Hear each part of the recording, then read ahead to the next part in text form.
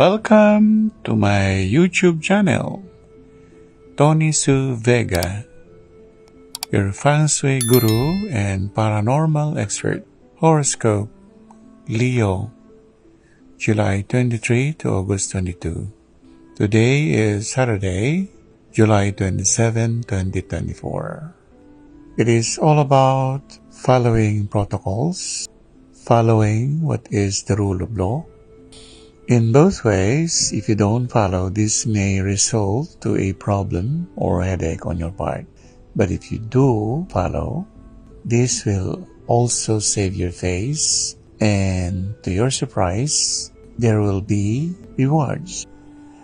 Ang ating pong horoscope ngayong araw na ito ay may kinalaman sa pagsunod. Pagsunod sa tinatakda ng batas o ng komunidad. Kung kailangan mong sumunod, huwag kang magpahuli at bibigla ka na lamang na mayroon palang gantimpala ang lahat.